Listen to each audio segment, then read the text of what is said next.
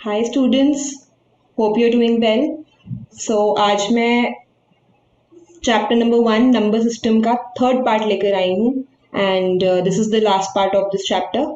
अभी तक हमने 2 पार्ट्स कर लिए हैं इस चैप्टर के, consisting of 30 questions each and I also hope कि आप लोगों की प्रैक्टिस बहुत अच्छी चल रही है। इवन इफ इन केस नहीं भी अच्छी चल रही तो आप लोग मेरे साथ इन वीडियोस के through you can practice much more questions and learn about the basic concepts, ठीक है? Because through these questions I am getting each and every concept of this chapter। मतलब एक भी ऐसा कॉन्सेप्ट नहीं है जो मिस हो गया हो इस चैप्टर का। So you can just be here with me in these videos, right?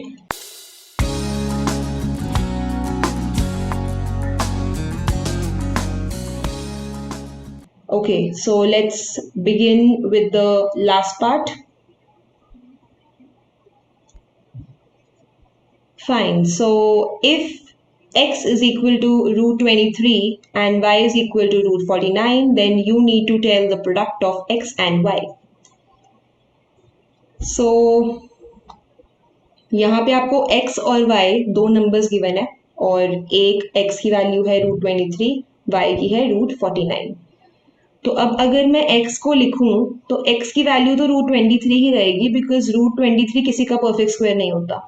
लेकिन अगर मैं y को लिखना चाह रही हूँ, if I want to simplify the value of y, तो मैं y को 7 लिख दूंगी, ठीक है? क्योंकि मुझे पता है कि रूट 49 की वैल्यू 7 होती है। अब अगर मुझे इनका प्रोडक्ट करना है तो आप प्रोडक्ट इन दोनों का मत करने लग जाना। You first need to simplify the question. ये क्वेश्चन इसीलिए इंपॉर्टेंट है क्योंकि यहाँ पे आप अगर डायरेक्ट मल्टीप्लाई करोगे तो it will be very time consuming. आप इसको थोड़ा सा सिंप्लीफाई कर लो, उसके बाद आप इनका प्रोडक्ट करो। अब देखो, अब मैं इसका प्रोडक्ट करूंगी, it will be very easy. ये देखो 6x इंटू वाई को मैंने कर दिया रूट 23 को 7 से मल्टीप्लाई कर दो तो क्या बन गया 7 रूट 23। ये मेरा आंसर हो गया। तो 7 रूट 23 क्या होता है एक्चुअल में एक इरेशनल नंबर होता है क्योंकि रूट 23 एक इरेशनल नंबर है, ठीक है? So just 1 minute question, 1 minute से भी कम लगेगा आपको करने में because you can do it orally also. Question, next question.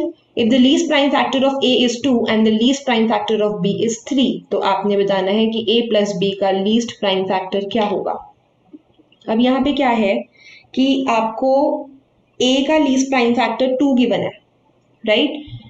अब A कोई भी अगर नंबर है तो उसका लीस्ट प्राइम फैक्टर 2 है। इसका मतलब ये जो A है ये एक इवन नंबर है। नाउ हाउ कैन आई से दिस कि इसकी वैल्यू इवन ही होगी क्योंकि मुझे ये चीज पता है कि अगर उसका मिनिमम या अगर उसका लीस्ट प्राइम फैक्टर 2 है तो वो डेफिनेटली एक इवन नंबर ही होगा क्योंकि इवन नंबर्स का ही लीस्ट प्राइम फैक्टर 2 होता है। और b का 3 है, इसका मतलब b की वैल्यू ऑड है, right? So this is the basic concept जो आपको गेस करना है। इसमें से a और b की वैल्यूज आपको गेस करनी है। तो अब हमें बताना है कि a प्लस b का बताओ कि प्राइम फैक्टर क्या होगा। अब मुझे पता है a की वैल्यू मेरी इवन आई है, b की वैल्यू मेरी ऑड आई है, तो इनका आंसर डेफिनेटली ऑड होगा। एग्जाम्पल मैं फिर से साइड पे लिख देती हूँ। सी, कोई भी क्वेश्चन है ना, आपको अगर आप उसको एग्जाम्पल्स की हेल्प से करोगे it will be of much use to you because इसमें आपको क्रैम करने की जरूरत नहीं पड़ेगी। You can just apply to every question. आप अपने मर्जी से कोई भी एग्जाम्पल ले सकते हो। जैसे मैंने 8+1 ले लिया 9, तो क्या पता चला इवन और ऑड को जब आप ऐड करते हो तो हमेशा ऑड आता है, ठीक है? So my answer is least prime factor इसका हो जाएगा ऑड। इधर तो हो ही नहीं सकता क्योंकि ऑड और इवन हम ऐसे, we are not just guessing it, we need to give a particular answer, ठीक है? Okay, next they are asking the quotient that is derived from the exponents of the prime factor 576। वो कह रहे हैं 576 के पहले तो प्राइम फैक्टर्स निकालो। फर्स्ट स्टेप तो ये है, उसके बाद हम बाकी कुछ पढ़ेंगे कि what they are telling you to find out. सबसे पहले बेसिक चीज, सबसे इजी चीज जो होती है पहले वो कर लेते हैं, ठीक है? ओके, सबसे बेसिक चीज हमारी है कि हम इसकी प्राइम फैक्टराइजेशन कर लेते हैं। 272 ठीक है, we are just dividing it with 2। जैसे मैं चेक कर रही हूँ 576 अपॉन 2 करके, तो 576 जो है वो 2 की टेबल में कितने ज्यादा है। So this is what we are checking. 236 then 218 आएगा, यहाँ पे 29 आएगा, 3 3 और 3 1 सा। तो यहाँ पे क्या फैक्टर्स बन गए मेरे, बहुत सारे फैक्टर्स बन गए हैं। एक तो बन गए 2 की पावर में, how many twos are there, 1 2 3 4 5 6 twos are there and 3 का स्क्वायर है यहाँ पे। तो वो कह रहे हैं कि अब इनके एक्सपोनेंट्स का क्वोशिएंट निकालो, मतलब एक्सपोनेंट्स मतलब इनकी पावर्स को डिवाइड करो पहले, पावर्स को, ठीक है। क्वोशिएंट का मतलब होता है जो डिवाइड करके जो नंबर आता है। तो 3 आ गया, 3 इज माई आंसर। इसमें भी नाउ बी केयरफुल कि आपको किसको डिवाइड करना है, यहाँ पे पावर्स को डिवाइड करना है। ओके, सो अब आपको यहाँ पे गिवन है कि m पावर n 625 है, जहाँ पे m और n ना दोनों ही पॉजिटिव इंटीजर्स हैं। ये आपको हिंट इसलिए दे देते हैं कि यहाँ पे आप नेगेटिव वालों को यूज ना करो, ठीक है, सिर्फ पॉजिटिव नंबर्स को यूज करो। तो आपको वैल्यू बतानी है n क्यूब की। अच्छा, now to find the value of n cube, एक चीज क्लियर है कि मुझे पहले m भी चाहिए और n भी चाहिए, उसके बिना मैं इस क्वेश्चन को सॉल्व नहीं कर सकती। तो अब since I already told you in the previous videos also कि आपको स्क्वायर्स आने चाहिए टिल 25 एटलीस्ट, ठीक है, ज्यादा भी आप कर सकते हो बट एटलीस्ट 25 तक स्क्वायर्स आने एज अ मस्ट। सो यहाँ पे अगर आपको स्क्वायर्स आते हैं तो आपको पता चल जाएगा कि 5 की पावर 4 कर दो या फिर 25 का स्क्वायर कर दो, तो 625 आएगा हमारे पास, राइट। तो मैंने यहाँ पे 5 की पावर 4 कर दिया। एक्चुअली यहाँ पे m और n, m के लिए आपको यहाँ पे वो हिंट भी देंगे साथ में कि m एक्चुअली क्या है, वो प्राइम नंबर की अगर आपको हिंट दे देंगे। तो 5 एक प्राइम नंबर है, तो 5 प्राइम नंबर है, दैट मीन्स आपको 5 की पावर में ही लिखना पड़ेगा 625 को। तो मैंने लिख दिया ये। इससे आपको क्या पता चला कि m की वैल्यू हो जाएगी 5 और n की वैल्यू हो जाएगी 4। कैसे पता चला ये देखो, बिकॉज m की पावर n गिवन थी क्वेश्चन में, इसका मतलब पावर जो है वो पावर के इक्वल है और जो बेस है वो बेस के इक्वल है। तो m 5 हो गया, n 4 हो गया। आपको इसका क्यूब बताना है, तो मैंने 4 का क्यूब बता दिया, होता है 64, ठीक है। अब इसको कैलकुलेट मत करने लग जाना, because cubes also I told you आपको 15 तक आने चाहिए, right. So coming to the next question, इस क्वेश्चन में बस आपको ये ध्यान रखना है कि m और n आपको क्या लेना है, ऐसा आप क्या लोगे कि आपका 625 आ जाए, ठीक है। इस क्वेश्चन में अगर मेंशन नहीं भी है, आपको एग्जाम में मेंशन होगा कि यहाँ पे प्राइम नंबर लेना है आपको m की value. If p cube is equal to 512 then the value of p then root p square. Now this question is just to confuse you, ये जो रूट p स्क्वायर वाला केस दिया हुआ है सिर्फ आपको कंफ्यूज करने के लिए दिया है, डोंट गेट कंफ्यूज्ड, ठीक है। मैं इसको भी सिंप्लीफाई करती हूँ, then you will come to know कि ये कितना इजी क्वेश्चन था। p cube is equal to 512 है, तो मुझे यहाँ पे पता चल गया कि ऐसा कौन सा नंबर होता है जिसका क्यूब होता है 512, 8 होता है, 8 का क्यूब होता है 512। तो यहाँ से एक चीज तो क्लियर हो गई कि p की वैल्यू 8 है, ठीक है। अब अगर p की वैल्यू 8 है तो मैंने 8 को सिर्फ यहाँ पे पुट कर दिया, सी ये मैंने यहाँ पे पुट कर दिया 8 का स्क्वायर, ऐसे ही था क्वेश्चन, उन्होंने आपसे यही पूछा है p और फिर रूट में p का स्क्वायर, यही कर दिया मैंने, p मतलब 8, रूट में p का स्क्वायर मतलब 8 का स्क्वायर, स्क्वायर और रूट कट हो गए, आंसर क्या आ गया 8 इंटू 8 दैट इज 64।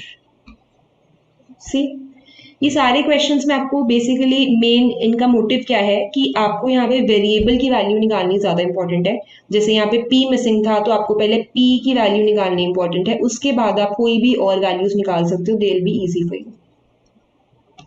अब prime number has how many factors, कोई भी प्राइम नंबर ले लेते हैं एग्जाम्पल के लिए, मैंने ले लिया फॉर एग्जाम्पल 17, ठीक है, 19, you have many and many prime numbers, आप कोई भी ले सकते हो। 17 और 19 सपोज मैंने ले लिए, 17 और 19 के कितने प्राइम फैक्टर होते हैं, लेट्स सी। 17 किस किस के टेबल में आता है, सिर्फ एक तो 1 के टेबल में आता है, चेक कर लो, और 2 से लेके 17 तक सिर्फ अपने टेबल में आएगा, ठीक है। उसको तभी हम प्राइम नंबर बोलते हैं बिकॉज वो सिर्फ 1 के टेबल में आता है और अपने टेबल में आता है, that is why it is known as a prime number. तो इसका भी सेम केस है, 1 के टेबल में आता है और 19 के टेबल में आता है। इसका क्या मतलब होता है कि इनके कितने फैक्टर्स होते हैं मैक्सिमम, दोनों केसेस में ही, इसके भी सिर्फ 2 फैक्टर्स दिख रहे हैं हमें और इसके भी सिर्फ 2 फैक्टर्स ही दिख रहे हैं, सो 2 इज माई आंसर। हर एक प्राइम नंबर के 2 फैक्टर्स होते हैं, कई बार आप गलती से ना 1 भी कर देते हैं। हम 1 कैसे, आपको लगता है कि प्राइम जैसे 17 है वो सिर्फ 17 के टेबल में आता है, तो आप यहाँ पे 1 भी कर सकते हो, सो ठीक है। एग्जाम में बिकॉज एट दैट टाइम आपका जो माइंडसेट होता है वो थोड़ा पैनिक सिचुएशन में होता है, तो उस सिचुएशन में आप ये मिस्टेक्स कर सकते हो। तो आपको ये ध्यान रखना है कि प्राइम नंबर 2 नंबर्स के टेबल में आते हैं, okay. The HCF and the LCM of this respectively are what? Now you have to find the HCF and LCM. HCF और LCM बस मैं शुरू कर देती हूँ यहाँ पे। LCM के लिए मुझे नॉर्मली इसको डिवाइड करना है। This is the basic portion of this chapter. ये बेसिक तो आपको आना ही चाहिए, ठीक है। We have done many tough questions also, but ये तो बहुत ही बेसिक है, विच इज अ मस्ट। अब मैंने यहाँ पे डिवाइड करना स्टार्ट कर दिया। 2 के टेबल में 3 ज़ा 6 होता है, 2 6 ज़ा 12 होता है, 18 12 ऐसे चलता रहेगा। अब यहाँ पे मैं अभी भी 2 से ही चलूंगी। अब इसमें हम देखते क्या है कि 3 तो है, 3 एज इट इज आ जाएगा क्योंकि 3 से नहीं डिविजिबल होता 2। 2 3 ज़ा 6 होता है, 2 9 ज़ा 18 होता है, 2 6 ज़ा 12 होता है। आगे चलते हैं। 2 के टेबल में 3 और 3 एज इट इज आ जाएंगे, 9 भी एज इट इज आएगा। जो नंबर डिविजिबल नहीं होते वो एज इट इज आते रहेंगे। यहाँ पे 3, फिर 3, फिर यहाँ पे 1 1 3 1, फिर यहाँ पे 3 एक और आ जाएगा, 1 1 1 और 1, ठीक है। तो ये मेरा आंसर आ गया कि एलसीएम का आंसर आ चुका है, दैट इज 8 9 ज़ा 72। आप इन सबको मल्टीप्लाई करोगे, what you will get, you will get 72। इसका मतलब अब उन्होंने पूछा एचसीएफ और एलसीएम, इसका मतलब पहला आंसर जो होगा वो एचसीएफ का होगा और जो सेकंड आंसर होगा वो एलसीएम का होगा। तो मैं 72 वाले ऑप्शन देख लो, एक तो ये वाला है और एक ये वाला है, ठीक है, फाइन। सो ये दोनों ऑप्शंस तो मेरे ऑलरेडी एलिमिनेट हो गए हैं। Now I am just left with 2 options. इन दोनों में से मुझे सिलेक्ट करना है कि करेक्ट ऑप्शन क्या होगा। ओके, सो अब मैं देखती हूँ 6 12 36 और 24। इनका अगर मुझे एचसीएफ निकालना है तो आप एचसीएफ डिवीजन मेथड से भी निकाल सकते हो, ओरली भी हो सकता है। Let's do it orally this time. इसमें क्या है, 6 12 36 और 24। अब मुझे पता है ये सारे नंबर्स 2 के टेबल में आते हैं, ठीक है। 2 इनका फैक्टर है, लेकिन क्या 2 इनका हाईएस्ट फैक्टर है वो देखते हैं। सोचते हैं थोड़े और नंबर्स, 3 भी तो है इन सबका फैक्टर, है ना। दैट मीन्स 2 तो नहीं है इसका आंसर। 2 तो हो ही नहीं सकता क्योंकि इनका हाईएस्ट फैक्टर 3 भी है। तो ये ऑप्शन भी कट, क्योंकि एचसीएफ 2 नहीं हो सकता क्योंकि इससे बड़ा भी है। 4 में देखते हैं, 4 के टेबल में क्या ये सारे नंबर्स आते हैं, 6 नहीं आता, तो 4 नहीं हो सकता। 6 हो सकता है क्योंकि 6 के टेबल में ये सब नंबर्स आते हैं, 6 भी आता है, 12 भी आता है, 36 भी एंड 24 भी। So what I am trying to say is कि आपको यहाँ पे जरूरी नहीं है कि आपको हर बार क्वेश्चन को सॉल्व करके देखना है, आप इनको ओरली भी कर सकते हो कंसिडरिंग द ऑप्शंस, ठीक है। इन केस अगर हमें यहाँ पर एचसीएफ निकालना होता तो हम क्या करते, एचसीएफ के केस में हम यहाँ पे इनको डिवाइड करते, डिवाइड भी करके दिखा देती हूँ मैं, so that you are done with every concept, आपको कोई ऐसा कॉन्सेप्ट ना हो जो ना आता हो, राइट। Let's start. ये तो बहुत ही इजी वाले नंबर्स हैं, आप इजीली इनको कर सकते हो। 6 2 ज़ा 12 हो गया, चलो इनका तो आंसर आ गया, इनका हो गया 6। फिर मैंने 6 को कर दिया 36 से भी कर दिया क्योंकि इन दोनों का एचसीएफ 6 आ गया। अब मैं इन दोनों के एचसीएफ को 36 के साथ करूंगी, तो मैंने यहाँ पे 6 6 ज़ा 36 कर दिया, ठीक है। देन इसका भी 6 आ गया, फिर मैं 6 को 24 से भी कर दूंगी, very easy. That is why I told you कि इसको ओरली करना बेटर है, because dividing will be a waste of time. In case बहुत बड़े नंबर्स हैं then you should go for dividing, otherwise you can just do it orally. The LCM of two consecutive natural numbers is always and dash and HCF is always dash. अब पूछ रहे हैं कि दो consecutive natural numbers, consecutive मतलब क्या होता है इसका, one after the other, which means एक के बाद एक, जो एक के बाद एक आते हैं, like 1 2 3 4 5 6, इनके बीच में कोई भी नंबर का गैप नहीं होगा, one after the other he numbers आएंगे। कोई भी अगर मैं एलसीएम 2 कॉन्जिक्यूटिव नंबर्स मैंने सपोज ले लिए 2 और 3, मैं यहाँ पे 3 एग्जाम्पल्स ले रही हूँ और हम उन 3 एग्जाम्पल्स से सीखेंगे। मैं कोई भी बड़े एग्जाम्पल्स बीच बीच में ले लेती हूँ, 11 एंड 12, ठीक है। और क्या लूँ, 7 एंड 8 फॉर एग्जाम्पल, राइट। ये मैंने 3 एग्जाम्पल्स ले लिए to make a clear understanding. अब 2 और 3 का एलसीएम क्या आता है, 6। 11 और 12 का एलसीएम क्या आएगा, 132, you can multiply and check. 7 and 8 में क्या आएगा, 56। तो यहाँ पे आपको एक चीज दिख रही है कि इन सब का एलसीएम क्या है, इवन, ठीक है। I won't tell you just the answer, मैं आपको डायरेक्ट इवन नहीं बताऊंगी, आप खुद इसमें से गेस करोगे कि आंसर इवन बन रहा है, ठीक है। So that you are very much clear कि आपको जनरली भी कॉन्सेप्ट पता हो कि अगर आप कभी भी अपनी डेली लाइफ में भी चेक कर रहे हो कि दो कॉन्जिक्यूटिव कोई भी नंबर्स उठा लो, एनी 2 नंबर्स, उनका हमेशा इवन आएगा। तो इवन मतलब कि ऑड वाले ऑप्शन तो मेरे हो गए रॉन्ग, ये भी कट, ये भी कट, ठीक है। ए या सी में से आपका करेक्ट आंसर होगा। एचसीएफ चेक करते हैं, अब इन्हीं सेम नंबर्स का हम एचसीएफ देखेंगे। देखते हैं एचसीएफ। 2 और 3 का एचसीएफ क्या होता है? 1, इनके बीच में कुछ कॉमन है ही नहीं। 11 और 12 में भी एचसीएफ पक्का 1 आएगा, 7 और 8 में भी एचसीएफ पक्का 1 आएगा। दैट मीन्स दो कॉन्सेक्यूटिव नेचुरल नंबर्स का एलसीएम हमेशा इवन होता है और इनका एचसीएफ हमेशा 1 होता है। 3 एग्जाम्पल्स दे दिए हैं and you can just go through these examples and you can make your own examples as well. आप खुद भी बना के चेक कर सकते हो।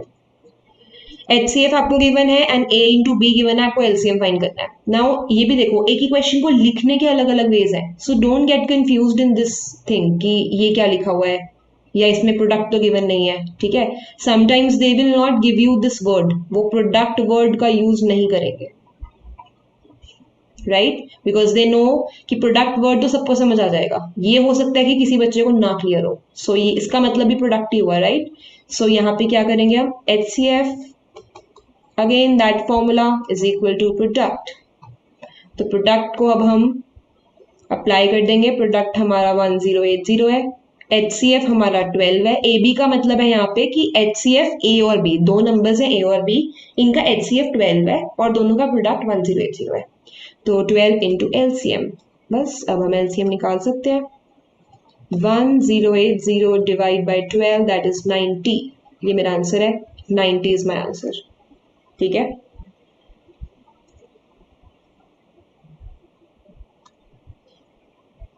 If X Y are prime positive integers then, अब प्राइम पॉजिटिव इंटीजर का मतलब है ये प्राइम नंबर्स हैं, एक्स और वाई दोनों ही। मतलब एक्स को मैं अपने ऐसे मान लेती हूँ, just for an example, Y को मैंने ले लिया 11, ठीक है, कुछ भी ऐसा ले लिया। तो अब कह रहे हैं कि बताओ कि 2 रूट एक्स, मतलब कि मैं एग्जाम्पल के अकॉर्डिंग अगर देखूँ तो 2 रूट 3 और 3 रूट 11 की वैल्यू क्या होगी? रूट 3 भी इरेशनल है, 11 भी इरेशनल है, तो इसका क्या मतलब हुआ कि ये पूरा का पूरा जो टर्म आएगी that will be an irrational number, ठीक है। ये इरैशनल नंबर आएगा बिकॉज हम यहाँ पे प्राइम गिवन था। किसी भी प्राइम नंबर को, किसी भी प्राइम नंबर का अगर मैं रूट कर दूं ना तो वो कभी भी रैशनल नहीं होता, ये भी आपको पूछ सकते हैं वो, ठीक है, इन एनी फॉर्म। रूट 3 जो है वो भी इरेशनल है, कोई भी आप प्राइम नंबर ले लो, रूट 19 ले लो, वो भी प्राइम नंबर है, ठीक है, 19 प्राइम नंबर है तो उसका भी रूट इरेशनल होगा। तो अगर वो कभी भी प्राइम पॉजिटिव इंटीजर पूछ रहे हैं और उसका रूट कर रहे हैं तो वो तो डेफिनेटली इरेशनल आएगा in every case. So my answer was option number B. If root 2 is irrational, अब वो कह रहे हैं कि रूट 2 अगर हम आपको पहले से बता रहे हैं, इन्फॉर्म कर रहे हैं कि रूट 2 इरेशनल है, वो हमें ऑलरेडी पता है, ठीक है। अगर वो ना भी आपको बताते हैं तो यू शुड नो कि रूट 2 इरेशनल है बिकॉज रूट 2 एक प्राइम नंबर है। तो ये मैं शॉर्टकट लिख देती हूँ यहाँ पे, रूट 2 के लिए या किसी भी जनरल नंबर के लिए कि किसी भी प्राइम नंबर का अगर आप रूट करोगे तो वो हमेशा इरेशनल आएगा। This is going to help you very much in your questions कि किसी भी प्राइम नंबर का रूट कर दो तो आंसर इरेशनल होगा। अब वो कह रहे हैं कि अगर रूट 2 इरेशनल है तो क्या ये पूरी चीज भी इरेशनल होगी? इसको पहले सॉल्व कर ले। अच्छा, इसको सॉल्व कर सकते हैं या नहीं, इसके लिए आपको लाइक टर्म्स का ध्यान रखना है, ठीक है, लाइक टर्म्स का। तो यहाँ पे रूट 2 है, रूट 2 है। Actually to make your calculations and your understanding simpler, एक चीज मैं बोलती हूँ कि आप ना रूट 2 को ना अपने माइंड में एक्स ले लिया करो। For example what I am trying to say is, मैंने ना इसको एक्स ले लिया। सपोज आपको समझ नहीं आ रहा कि ये ऐड हो सकते हैं या नहीं, तो आपने क्या करा, आपने रूट 2 को ना एक्स अज्यूम कर लिया अपने माइंड में जस्ट, ठीक है, no need to write it anywhere, अपने माइंड में सोच लो कि 2x प्लस एक्स जब मैं करती हूँ तो क्या आंसर आता है? 3x, ठीक है, आंसर आता है ना हमारा 2x प्लस एक्स जब हम करते हैं तो हमारा आंसर होता है 3x। इतनी चीज तो हमें पता है। सिमिलरली अब अगर मैं इसी के साथ कंपैरिजन करूं तो 2 रूट 2 प्लस रूट 2, अगर आप रूट 2 को अपने माइंड में x लेके चलो तो 2x प्लस x, सीधा आपको आंसर मिल जाएगा 3 root 2। No need to get confuse कि इसको मैं कैसे ऐड करूं, या कई बार बच्चे क्या करते हैं रूट 2 प्लस रूट 2 को ना रूट 4 लिख देते हैं यहाँ पे, ऐसे देखो, no this is not right, ये बिल्कुल गलत स्टेप है। आप लोग कई बार रूट 2 प्लस रूट 2 कर देते हो, ठीक है, आपको इसको अपने माइंड में x लेके चलना है। आप इसको अपने माइंड में x ले लो कि √2 आपके लिए x है, तो जब आप 2x प्लस x करते हो तो जो आपका आंसर आता है वही सेम आंसर रूट के केस में भी आएगा। So this will make your addition, multiplication, division very easy. ठीक है, अगर आप x अपने माइंड में लेके चलोगे तो। अब यहाँ पे मेरा आंसर क्या आया है, 3√2। ठीक है, तो 3√2 से आपको क्या पता चला, 3√2 क्या है, इरेशनल है। तो यस, वो पूछ रहे हैं कि कैन वी से, हम ही क्या बोल सकते हैं कि ये वाली चीज भी इरेशनल है, तो यस वी कैन से कि ये इरेशनल है। Okay, so in this question 2 statements are given to you and on the basis of the 2 statements you need to answer the question and you need to select the correct option. Okay, first statement is saying all integers are rational numbers and second is saying all rational numbers are real numbers. Now this question is again based on your basics. इन सारे integers rational numbers होते हैं या नहीं, अब ये सुन लो।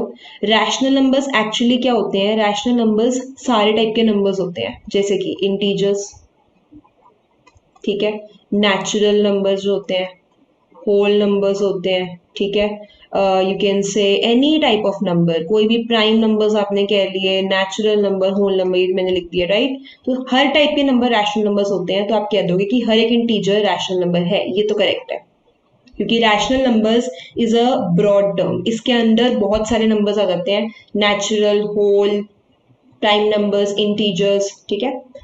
अच्छा, now one more important point is, second वाला भी जो है वो आपका एक बहुत बड़ा बेसिक क्लियर करेगा। वो पूछ रहे हैं कि क्या सारे रैशनल नंबर्स रियल नंबर्स होते हैं। सो यहाँ पे मैं एक आपके लिए छोटा सा चार्ट बनाती हूँ रियल नंबर्स का। एक्चुअली क्या होता है, हमारे पास रियल नंबर्स की जो बाइफिकेशन होती है ना, वो 2 टाइप्स में होती है। रियल नंबर्स 2 तरह के होते हैं, एक तो होते हैं रैशनल और एक होते हैं इरैशनल, ठीक है। रियल नंबर्स एक सबसे ब्रॉड कैटेगरी है, सबसे बड़ी कैटेगरी है नंबर्स की, ठीक है। इसके अंदर सारे टाइप के नंबर्स आ जाते हैं रियल नंबर्स में, लेकिन सबसे जो 2 बेसिक हमारे पास बाइफिकेशंस हैं वो है रैशनल और इरैशनल। रैशनल में आ जाते हैं सारे, ऑल, मतलब ऑल में भी आपको याद रखना है कि किस टाइप के आते हैं, नॉन टर्मिनेटिंग भी आ जाते हैं, रिपीटिंग भी आ जाते हैं, ठीक है, और सिंपल नंबर्स भी आ जाते हैं सारे, इंटीजर एंड ऑल। इसमें क्या आते हैं, non terminating, anti means non terminating, और साथ में नॉन रिपीटिंग, दोनों नॉन नॉन है इसमें, ठीक है। सो ये रियल नंबर्स की हमारी बाइफिकेशन होती है। तो यस, सारे रैशनल नंबर रियल नंबर भी होते हैं, तो ये स्टेटमेंट भी करेक्ट है। सो यहाँ से मुझे ये पता चल गया कि मेरी both the statements are correct, right. If you know the concept of real numbers then you can easily answer this question, otherwise आपको कंफ्यूजन हो सकती है अगर आपको ये चीज नहीं पता कि रियल नंबर्स ऐसे बाइफिकेटेड होते हैं। Next is, if a square is equal to 27/25, तो आपको a बताना है कि a क्या है। अब मुझे एक चीज पता है कि स्क्वायर जो होता है ना, वो वहां जाके ना रूट बन जाता है, मतलब दूसरी साइड पे जाके, ठीक है। लेफ्ट हैंड साइड से राइट हैंड साइड पे जब मेरा स्क्वायर जाएगा तो वो रूट बन जाएगा, रूट बन गया। ओके, अब रूट में भी क्या होता है, आप रूट दोनों को दे सकते हो क्योंकि रूट दोनों के है, ठीक है, both the numbers will enjoy the root, right. तो √25 का आंसर क्या होता है, 5, और 27 को मैं कैसे लिख सकती हूँ, 27 को मैं लिख सकती हूँ अपनी प्राइम फैक्टराइजेशन के अकॉर्डिंग, करने की भी नीड नहीं है, आप डायरेक्टली लिख सकते हो। सी क्या आएगा, 3 × 3 × 3, 3 × 3 × 3 का क्या मतलब होता है कि यहाँ पे 2 नंबर्स के तो पेयर बन गए। अब इसमें हम स्क्वायर रूट कैसे लिखते हैं कि 2 नंबर्स के जो पेयर हो गए उनमें से एक 3 बाहर आता है, और इस 3 का ये 3 इंडिविजुअल रह गया तो ये रूट के अंदर रहेगा। सो मेरा आंसर क्या आएगा, 3√3। अब ये कॉन्सेप्ट भी I hope you all are aware of this concept, if not then listen to me again. इसमें हम क्या करते हैं, √27, मैं फिर से करती हूँ एक बार, √27 का बता देती हूँ एक बार कि इसमें आपको कैसे देखना होता है कि आप इसको कैसे लिखोगे। मैंने यहाँ पे √27 के ऐसे फैक्टर्स बना दिए, ठीक है, 3 9s are 27, 3 3s are 9 और 3 1s are 3। तो यहाँ पे 3 है मेरे पास, मतलब 3 है, ठीक है। तो मैंने क्या करा, 2 3 में से मैंने एक 3 को बाहर निकाल दिया, ये इस दोनों का पेयर बन गया ना, तो यहाँ से एक 3 बाहर आ जाएगा और ये 3 सेपरेट रहेगा, तो इसको मैं 3√3/5 लिखूंगी। ये मेरा आंसर आया, और ये एक डेफिनेटली इरेशनल नंबर है बिकॉज √3 इसमें इरेशनल है, so that is why. Right. Next is prime factors of the denominator of rational number with decimal expression 44.67 are. अब वो पूछ रहे हैं 44.67 कोई आपका नंबर है, कुछ भी नंबर आ सकता है आपको ऐसे, ठीक है। And I think similar question is there in your sample paper also, तो इस क्वेश्चन का ध्यान रखना क्योंकि ये वाला कॉन्सेप्ट भी वो आजकल आपको एग्जाम्स में दे रहे हैं। सो यहाँ पे वो क्या पूछ रहे हैं, एक्चुअली ये उसी टाइप के क्वेश्चन को लिखने का एक अलग वे है। जैसे मैंने आपको क्या बताया था कि आपके डिनोमिनेटर्स में ना 2 और 5 की पास होनी चाहिए, सिर्फ ऐसे होना चाहिए ना। अब उसी सेम कॉन्सेप्ट को लिखने का इन्होंने वे चेंज कर दिया just to confuse the students, कि उन्हें समझना है कि ये क्या पूछ रहे हैं क्वेश्चन में। तो यहाँ पे क्या है 44.67, तो इसको मैं ऐसे लिख सकती हूँ 4467 अपॉन 100, ठीक है। और 100 के अगर मैं कभी भी फैक्टर्स बनाऊं तो क्या बनते हैं, 100 के फैक्टर्स बनेंगे 2 स्क्वायर इंटू, अगर हम यहाँ पे 100 के फैक्टर्स बना लेते हैं, वैसे तो नीड नहीं है, आप इसको डायरेक्टली भी कर सकते थे, बट एनीवेज ये देखो ऐसे हो गया 2 स्क्वायर इंटू 5 स्क्वायर। तो यहाँ पे क्या बन रहे हैं, 100 के फैक्टर्स सिर्फ 2 और 5 बन रहे हैं, तो यहाँ पे 2 और 5 आएंगे। अच्छा, अब now some students might be thinking कि इसमें ए क्यों नहीं हुआ, ए ऑप्शन भी तो हो सकता था। तो ए ऑप्शन यहाँ पे इसलिए नहीं होगा बिकॉज ए ऑप्शन में जो 10 है वो प्राइम नंबर नहीं है, नहीं है प्राइम, ठीक है, वो कॉम्पोजिट नंबर है। आपको ध्यान रखना है कि उन्होंने आपसे क्वेश्चन में पूछा है प्राइम फैक्टर्स बताओ, दिख रहा है, प्राइम फैक्टर्स बताने हैं। प्राइम फैक्टर्स के किसी भी ऑप्शन में, यहाँ पे 100 आ गया तो गलत हो गया ये भी, यहाँ पे 15 आ गया तो ये भी गलत हो गया। प्राइम फैक्टर्स का ऑप्शन मतलब सारे के सारे प्राइम फैक्टर्स होने चाहिए, no composite number should be there. If n is a rational number then this is divisible by what? Okay, so for this we use a rule जिसको हम बोलते हैं कि an minus bn। अगर कभी भी आपको इस फॉर्म में क्वेश्चन गिवन होता है तो ये डिविजिबल होता है a प्लस बी से और a माइनस बी से, ठीक है। तो यहाँ पे आपको क्वेश्चन में गिवन है कि अब बताओ कि 5n माइनस 2n अगर आपको गिवन है तो ये किससे डिविजिबल होगा। अब यहाँ पे a की वैल्यू 5 है और b की वैल्यू 2 है, ठीक है।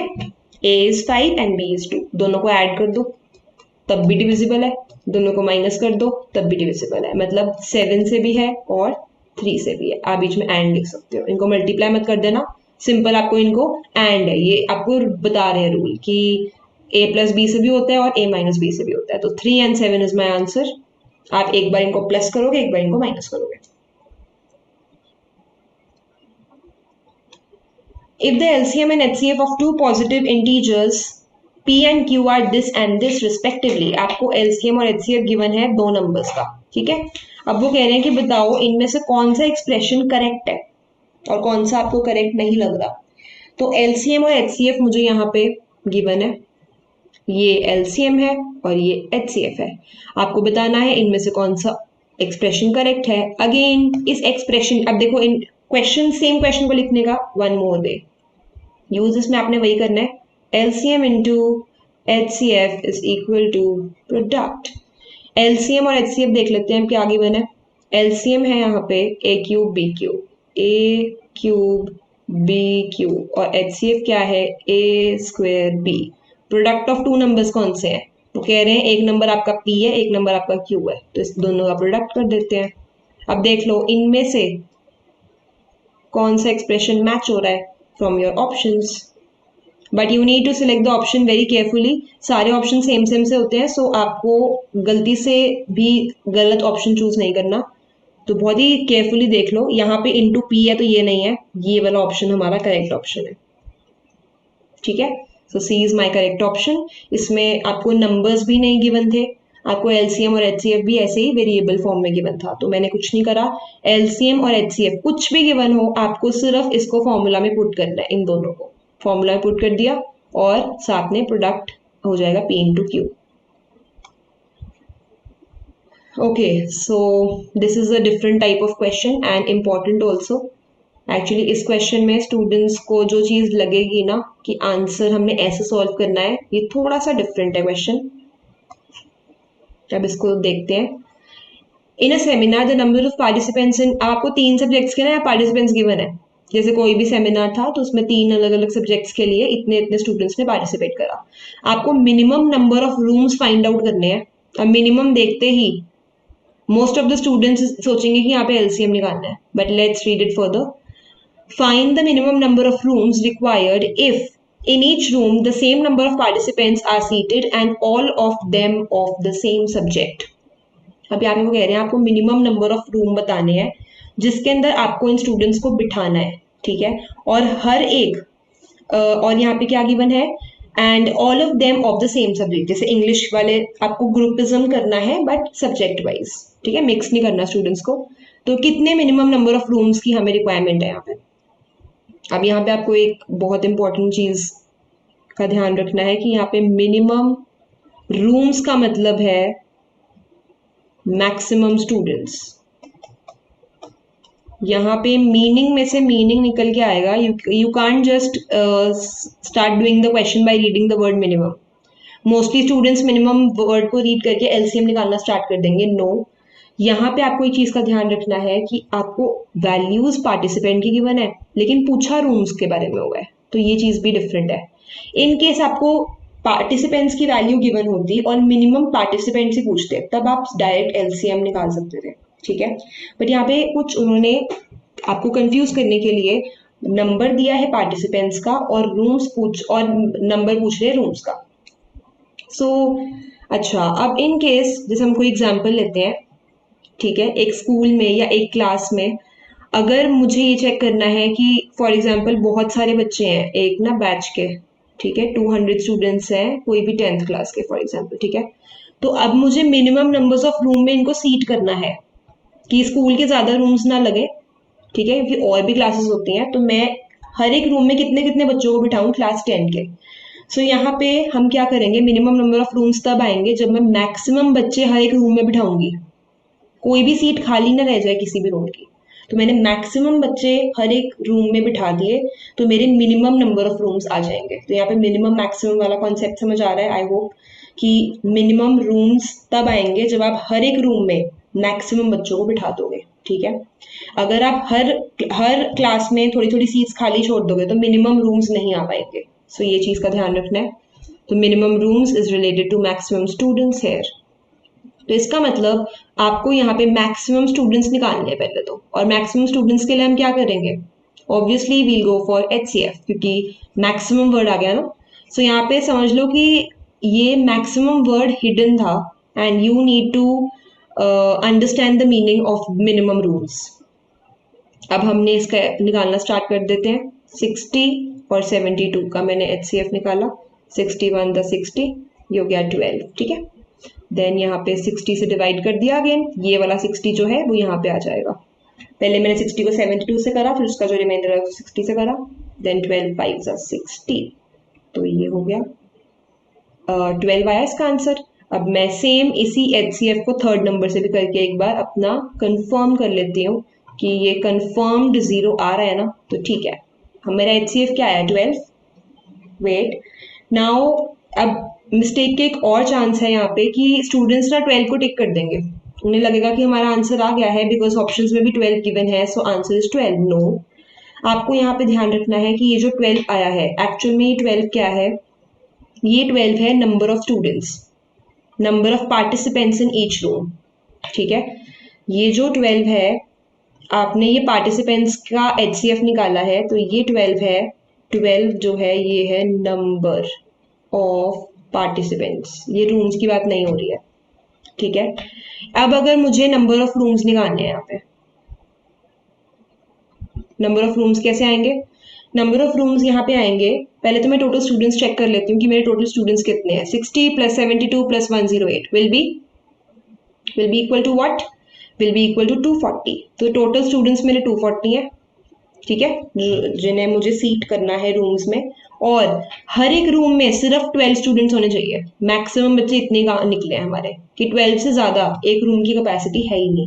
दैट मीन्स 20 पार्टिसिपेंट्स होंगे हर एक रूम में और all of them will be of the same subject. तो यहाँ पे रूम्स हमने कैसे निकाला, टोटल नंबर ऑफ पार्टिसिपेंट्स अच्छा, वन मोर थिंग, एक और शॉर्टकट बता देती हूँ। किसी भी चीज़ का अगर नंबर निकालना हो ना तो आप कैसे करते हो? नंबर निकालने के लिए हम हमेशा डिवाइड करते हैं। जैसे यहाँ पे नंबर ऑफ रूम्स निकालना था तो मैं क्या करूंगी, अगर मैं पार्टिसिपेंट को पार्टिसिपेंट से डिवाइड कर दूंगी, सेम यूनिट से डिवाइड करना है आपको, तो आपके पास रूम्स आ जाएंगे। ठीक है, so my answer is 20 rooms, option number B. Now it is given to you. HCF is HCF of 16 and y. 16 और y के यहाँ पे दो नंबर्स हैं और इनका HCF 8 है, इनका LCM 48 है। अब बताओ कि what is the value of y? Again वही वाला हम कॉन्सेप्ट यूज करेंगे, इज इक्वल टू प्रोडक्ट। ठीक है, HCF है यहाँ पे 8, I can easily see from the question। 48 भी मुझे गिवन है, you just have to put the values in the formula। Product हमें नहीं पता, मुझे पता है कि एक नंबर 16 है और एक तो y है, दिख रहा है ना यहाँ से 16 एंड y। सो जब आप यहाँ से 16 और y को पुट करोगे तो y को अब मैं सेपरेट कर देती हूँ, it will be equal to 8 into 48 upon 16, ये 3 हो जाएगा एंड योर आंसर इज 24। ठीक है, सो y की वैल्यू हो जाएगी 24। Option number C is my correct answer.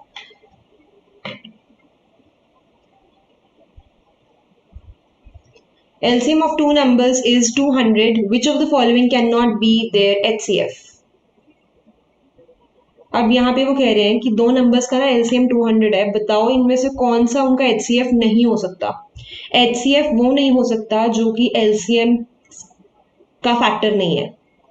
LCM जो है वो हमेशा डिविजिबल होना चाहिए, डिविजिबल मतलब उसके टेबल में आना चाहिए, डिविजिबल बाय HCF।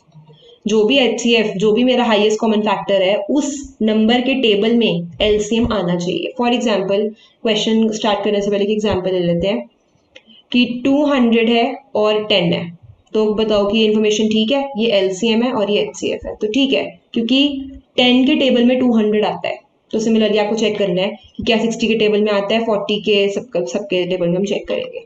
60 के टेबल में 200 नहीं आता।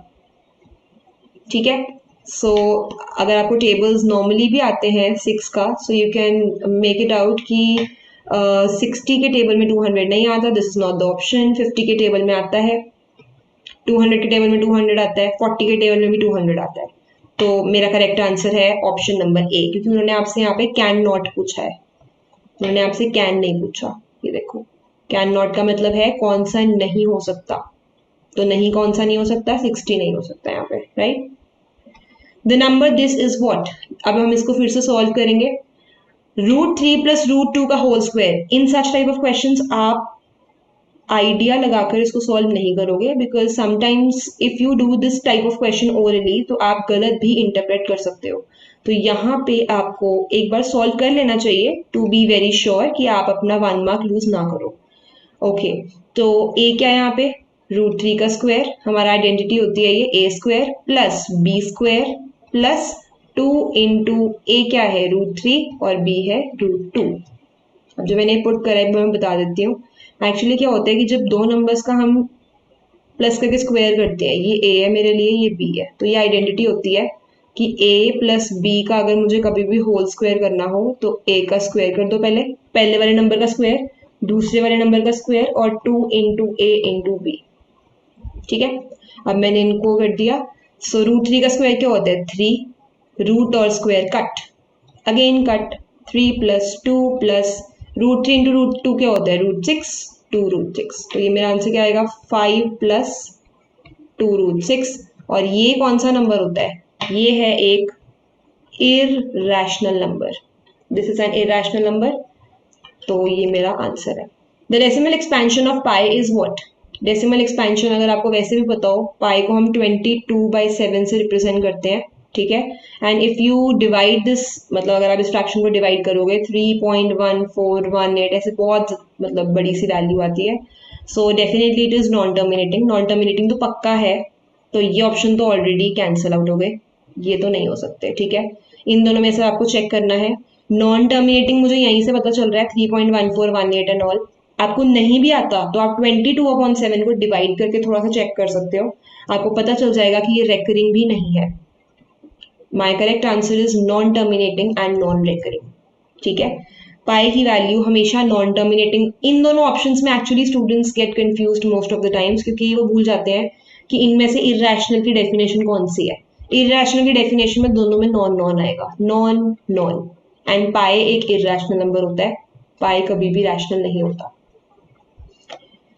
A number when divided by 60 gives 24 as quotient and 32 as remainder. तो वो कह रहे हैं कि find out the number.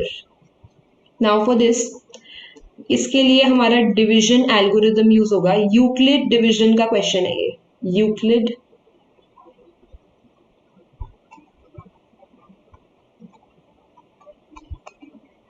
ठीक है, ये यूक्लिड डिवीजन एल्गोरिदम का क्वेश्चन है। उसमें बस एक ही फॉर्मूला यूज हो रहा है, डिविडेंड इज इक्वल टू, जो आप ऑलरेडी कर चुके हो in your junior classes, normal division वाला सिस्टम होता है, जो डिवाइजर को क्वेश्चन से मल्टीप्लाई कर दो और रिमाइंडर उसमें ऐड कर दो। ये यूक्लिड डिवीजन का क्वेश्चन है, राइट। सो यहाँ पे आपको डिविडेंड निकालना है। ये जो नंबर है ये आपका यहाँ पे अननोन है, एक्स ऐसे ही लिख लिया मैंने just for the writing purpose. Divisor क्या है यहाँ पे, डिवाइडेड बाय 60, जिस नंबर से हम डिवाइड करते हैं हमेशा वो डिवाइजर होता है, ठीक है। डिवाइड करके जो चीज आई है, मैं यहाँ पे ना साइड पे एक एग्जांपल भी कर देती हूँ। फॉर एग्जांपल मैंने 100 कर दिया 24 से, तो 24 के टेबल में 24 4 इज 96 और नीचे आ गया 4, ठीक है। अब यहाँ पे क्या है, ये मेरा है divisor, I'll take a different pen, ये रहा डिवाइजर, ये मेरा क्वोशिएंट है और ये मेरा रिमाइंडर है जो नीचे आता है, ठीक है। तो डिवाइजर में मैं क्वोशिएंट को मल्टीप्लाई करती हूँ, मतलब कि क्वोशिएंट क्या है यहाँ पे 24 और रिमाइंडर है यहाँ पे 32। जब आप इसको सॉल्व करोगे यू विल गेट 1440 प्लस 32 और ये बनेगा आंसर 1472। ये मेरा आंसर है, that is option number B. So Euclid division में नॉर्मल एक कॉन्सेप्ट है, dividend is equal to divisor into quotient plus remainder. Next, the decimal form of 5/80 is what? Now in this you need to solve, आपको solve करना पड़ेगा, but solve करने का भी एक वे है, नॉर्मल डिवीजन करने की नीड नहीं है, आप इसमें डायरेक्ट कर सकते हो। Okay, so now what happens is कि 80 को हम कौन से नंबर से मल्टीप्लाई करें कि यहाँ पे ना डिनोमिनेटर में 100 1000 ऐसा कोई नंबर आ जाए। हम ऐसा क्यों करते हैं, सो दैट आपको नॉर्मल डिवीजन, ये वाली डिवीजन ना करनी पड़े, ये सी ये वाली। This is a very traditional method, ये बहुत ही कन्वेंशनल, बहुत पुराना मेथड हो गया है जिसमें आप ऐसे डिवाइड करते हो। Now you have a shortcut, इसमें आप क्या करोगे, 80 को हम किससे मल्टीप्लाई करें। एक्चुअली क्या होता है, हमारे पास ये नंबर होता है कि 125 को अगर आप करोगे ना 8 से मल्टीप्लाई तो 1000 आता है। तो यहाँ पे जब आपने 125 को 80 से मल्टीप्लाई कर, 80 को जब आपने 125 से करा तो 10,000, ऊपर भी 125 से कर दो नीचे भी 125 से कर दो तो ये आएगा। सी, बिना डिवाइड करे ही आपका आंसर आ जाएगा विद दिस शॉर्टकट, ठीक है। सो ये मेरा आंसर है 0.0625। Okay, so I also told you कि मैं आपको ये बताऊंगी लिस्ट एक बार कि इस लिस्ट में क्या क्या होता है। So let me tell you about this list, wait. अब एक्चुअली ये लिस्ट में क्या होता है कि आपको स्टार्टिंग से देखना है, अगर डिनोमिनेटर में 1 है तो आप डायरेक्ट 10 या 100 से कर सकते हो, तो 10 आ जाता है, ठीक है। अगर डिनोमिनेटर में 2 है तो आप 50 से कर दो, ऊपर भी और नीचे भी, बोथ साइड, जैसे मैंने आपको अभी करके दिखाया था। मैं इसका सोल्यूशन फिर से लिख देती हूँ एक बार, आपको 125 दोनों साइड पे लिखना है ना, ठीक है, ऊपर भी नीचे भी आप इसको डिवाइड करोगे। सो 625 अपॉन आया था ये 1 2 3 4 zeros, तो 2 है अगर तो आप 50 से कर दोगे, 5 से भी कर सकते हो, 5 या 50 से 10 या 100 लाने के लिए, ठीक है।